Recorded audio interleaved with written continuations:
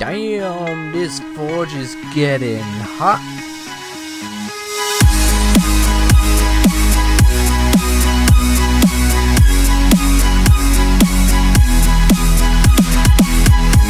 What's up guys, this is Bloodwolf here and welcome to today's tutorial on a primitive industrial forge.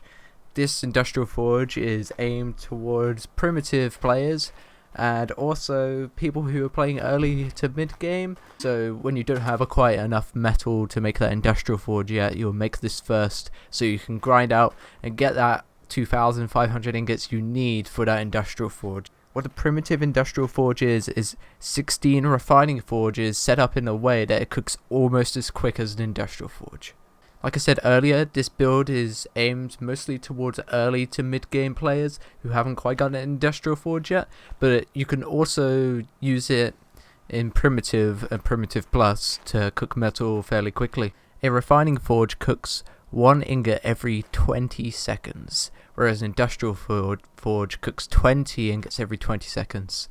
So an industrial forge is actually 20 times as fast as a refining forge. So on screen now you can see what sort of structures it takes to make the primitive industrial forge. The most expensive bits really are the refining forges and I guess the mortar and pestles, but the mortar and pestles and the ramps optional, you don't have to include them, but including them will improve the build.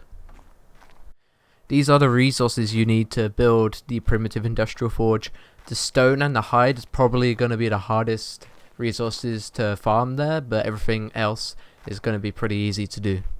Right, let's get on with the building. First you want to stick your foundation down where you need it. Put this pillar right in the middle of it, right there. And we need to place ramps and storage boxes all around this pillar. So we'll start with the ramps. The ramps are optional, you don't have to have them, it just makes everything easier to access. So just ramps on each side around the foundation. And then we need the storage boxes. The way you place the storage boxes, you don't actually place them like in the middle of the foundation. You place them like at the edge. If I can get this to place. Ah. Why are you being a pain? Sorry. Orbital, this works better. Let's try orbital. Right, so you got to place them. You can place a foundation. God damn it! You can place a foundation down and then stick a ladder on it, and then you can get it like perfectly straight. But this is just a quick tutorial. There's no need to do it all perfectly. So you just want to place your storage boxes around the middle pillar, just like so. If I can get this one to place. Come on. Is it going to do the same thing to me again? Yeah. Come on. Yeah, oh. Thanks, game. Why are you trolling me? Oh, really, building in this game really is a pain in the ass sometimes. There we are. So, it's taken me like an hour just to put the storage boxes around this bloody pillar. There we are. So, these storage boxes are going to be for like everything you need to power your refining forges. So, wood, maybe you can stick raw metal in here if your forges all fill up. That sort of thing. That's why the reason why we have them is for storage. So if you can see there, that's when I'm in orbital, that's the way it needs to look. Of course that isn't perfectly straight, but that's up to you if you want to do that. Now we do the catwalks all the way around. What's going to sit on, oh yeah, sorry, the ceiling first. You want to place the storage boxes before you place the ceiling. Otherwise you can't actually place the ceiling if you place this. Well, you can't place the storage boxes down, you don't place the ceiling first, if you get what I mean. So you need the catwalks around every side. So that's 8 catwalks in total, which is the reason why we need that ceiling, because we need catwalks to actually snap to something. It can't snap to a pillar. So we're gonna have a mortar and pestle and 2 refining forges on each of these catwalks.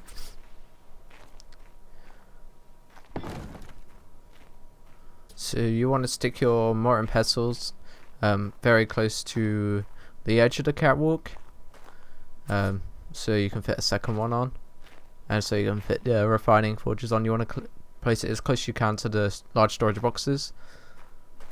It can be easier to, if you go in orbital, to place it. Usually the top ones you have to go into orbital to place. Oh, it placed at the bottom. Yay. Not what I wanted, but it still works.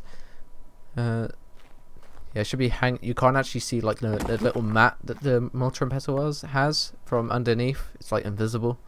That's why it looks like some floating thing. But yeah, if you place it right at the edge, you can fit 2 mortar and pestles on the catwalk. Again, like I said earlier, the mortar and pestles are optional, and you can choose how you want to place them yourself.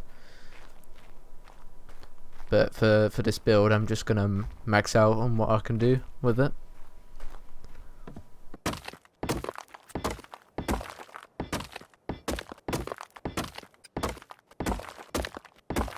Right, so all the mortar and pestles have been placed, all on the inside edges of the catwalks, as you can see here. So it looks like from above. Looks pretty snazzy, looking good. You can grind all your stone and flint up. So now we want to get these refining forges down. It's just pretty simple. Just place them on the catwalk as close as you can to the mortar and pestles. Whatever way around you want, it doesn't really matter. It all works the same way. Refining forges do actually kind of clip into each other slightly. And the bottom ones are, of course, easier to access than the top ones.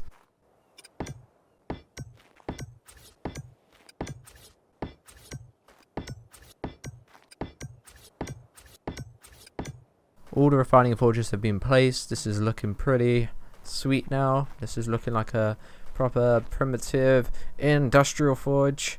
It'll take you about 50 minutes to cook up 2,500 ingots to make your industrial forge for this. To get those 2,500 ingots, I think it takes just over 100 wood in each forge and 300 raw metal in each forge. This is because 100 wood can cook 300 raw metal. Spark powder, it only takes 50 to cook 300 raw metal. You can look at all of the different burn times for all the different resources in the description box below. And here we have it. The primitive industrial forge is up and running. And be careful because it can get pretty hot when you're close to it. Like, I have over 100 fortitude on this character, and when I go right up to the forges, I get the big overheating symbol, so you do want to be careful, especially if you're building this on scorched earth. Thank you guys for watching, and I'll see you in the next video. I'm a regular player on No Taming, so we'll probably be doing quite a few videos and possibly builds on No Taming because I absolutely love it. Check out the links in the description box below. I also have an unofficial PC rented PlayStation 4 server. It's called Bloodwolf PvP. We're in pre-season right now, but when Ragnarok releases, we'll be starting season 1. Is 10 times rates. That includes taming and breeding and harvesting. I'm going to be uploading on a regular basis. Hit that subscribe button, hit that like button, and I'll see you guys in the next video. Peace.